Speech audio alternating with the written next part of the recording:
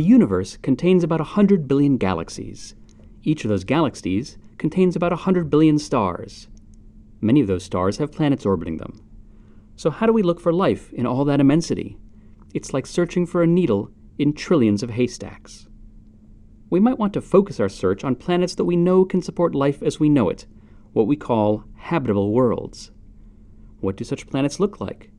To answer that question, we don't look out there. Instead, we look at ourselves, at Earth, because this is the one planet in the universe that we know for certain is habitable. When we look at Earth from space, we see a blue, watery world. It's no coincidence that 3/4 of the surface is covered by oceans. Because of its unique chemical and physical properties, water is absolutely essential for all life as we know it. And so we get especially excited about other worlds on which water is abundant. Fortunately, water is very common in the universe, but life needs water in the form of liquid, not ice and not vapor. And that's a little bit less common. For a planet to have liquid water at its surface, 3 things are important. First, the planet needs to be large enough that the force of gravity keeps the water molecules from flying off into space. For example, Mars is smaller than Earth and so has less gravity. And that's one important reason that Mars has a very thin atmosphere and no oceans at its surface. Second, the planet needs to have an atmosphere. Why? Because without an atmosphere, the planet is in a vacuum, and liquid water isn't stable in a vacuum. For example, our moon has no atmosphere, and so if you spill some water on the moon, it will either boil away as vapor or freeze solid to make ice. Without the pressure of an atmosphere, liquid water can't survive. Third, the planet needs to be at the right distance from its star. Too close, and the surface temperature will exceed the boiling point of water, and oceans will turn to vapor. Too far, and the surface temperature will fall below the freezing point of water, causing the oceans to turn to ice. Fire or ice, for life as we know it, neither will suffice. You can imagine that the perfect zone where water stays liquid looks kind of like a belt around the star. We call that belt the habitable zone.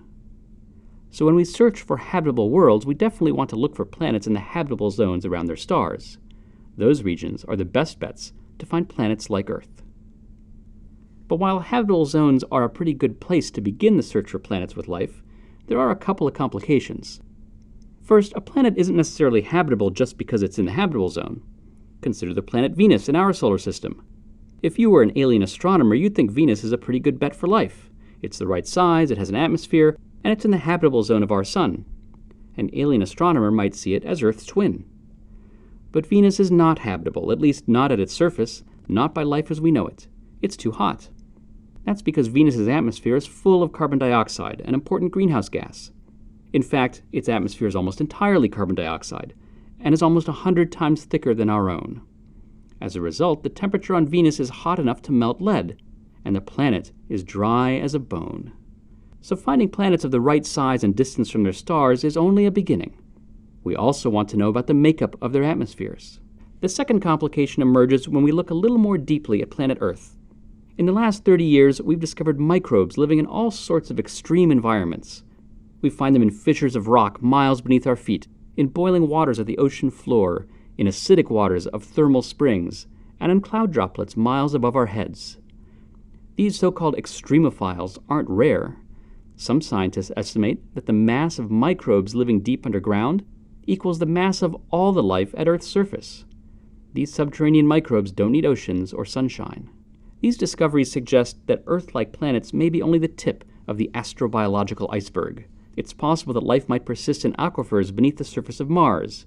Microbes may thrive on Jupiter's moon Europa, where a liquid water ocean probably lies beneath the icy crust. Another ocean beneath the surface of Saturn's moon Enceladus is the source of geysers erupting into space. Could these geysers be raining microbes? Could we fly through them to find out?